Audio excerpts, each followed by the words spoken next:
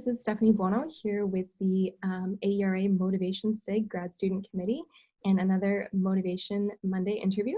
Today we have Dr. Rutherford with us. Welcome, Dr. Rutherford. Thank you for having me.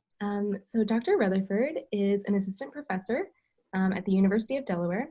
She received her PhD in Learning, Cognition, and Development from the University of California, Irvine, and her research interests are in learning and motivation in digital environments.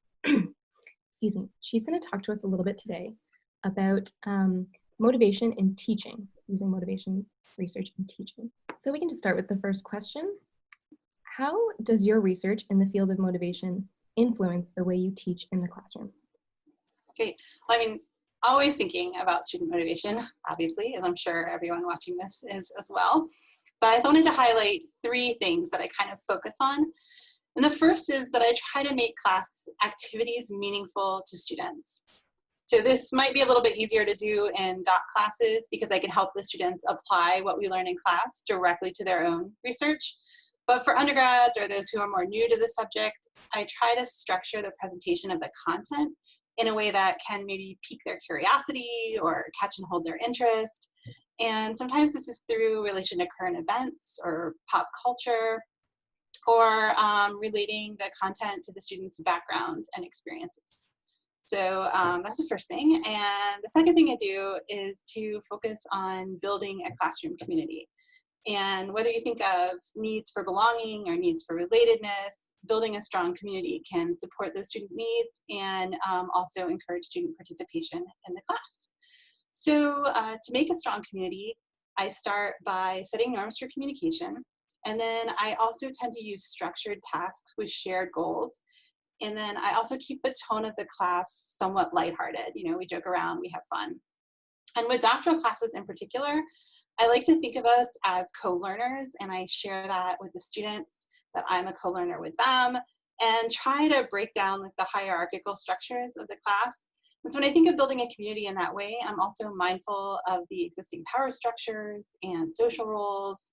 And I try to make these transparent and work together as a community to make things more egalitarian. So for a really simple example, if there's like note-taking in group work, I draw attention to the fact that often women take on these roles and that doesn't allow them to participate to the same extent. So then we develop structures together, just simple like rotating note-taking to combat this.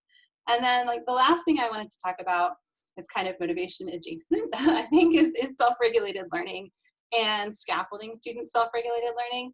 And I do teach a lot of online courses, and this can be especially important in online courses because the lack of the traditional class structure makes students feel like they're solely responsible for the work, and that can get overwhelming.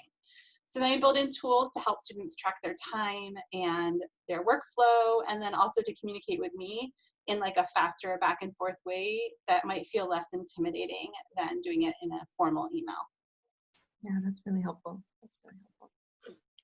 Okay, our second question is, what types of activities have you used in the classroom to teach motivation topics? So we do a lot of activities where we can apply the theories. So sometimes that's just using our own lives. So for example, when we learn about the 4 phases of interest, we take time in class to write out interest stories about our journey with a hobby or another activity.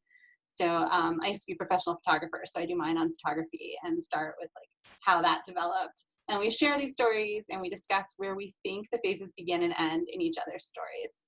And then one activity I like to continue to do throughout the semester is we'll each write short events on a strip of paper, like you got to be on a test or you fell off your bike, and put varying levels of detail in those. And we put them in a cup, and then we take turns going around and drawing an event and describing how the constructs we've discussed up until then come into play in determining what the subject does next. And then, you know, there are so many motivation theories, so we do lots and lots of mapping.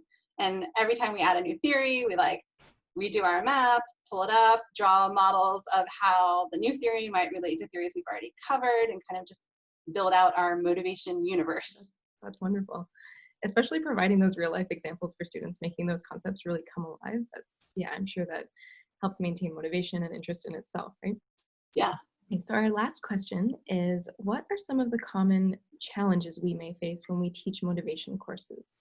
And as a follow-up, what are some resources or tools that you have found can help with overcoming these challenges? So thinking about this, they're kind of like the challenges teaching generally, the challenges teaching like education and motivation, and then like specific motivation teaching things. So first, like some of the challenges that come into any classroom, like starting from pre-K all the way up to grad school, the students come to us obviously with different backgrounds and also different goals for the course. And so like in my doctoral courses, I really try to make the courses meaningful by making them immediately applicable to their research, like I mentioned before. But then sometimes in the same class, I'll have students who are enrolled in master's programs or more practitioner-oriented doctorates. And then I have to pivot and make sure the assignments are meaningful to them too. And sometimes I can do this by partnering people with research and practice goals, and that works really nicely.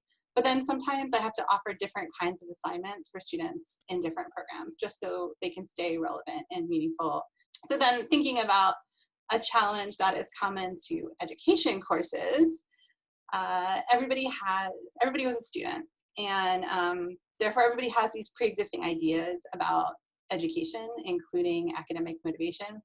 And sometimes these ideas can get in the way of understanding the content we're covering. And the students may even have emotional ties to their prior ideas. So in this case, I kind of think of some of the conceptual change research that might be instructive. And so to help students learn the material, I just present lots of research-based examples so that they can find the motivation theories plausible and useful. And we spend time elaborating on the ideas and connecting them to each other and to students' lives. And then we also like take time to reflect on those prior ideas that they had and how they might not be as useful now in the scenarios we discussed, and whether the new theories that we're talking about, the new theories to them that they're learning, support or refute their current ideas. Yeah, that's really helpful. I can completely see that challenge of not knowing where to start and putting yourself in that frame of mind. All right, wonderful. Well, thank you so much again for joining us today. It was great talking with you, and I'm sure our grad student members will really appreciate hearing your insights on this stuff. Well, thanks for the interview.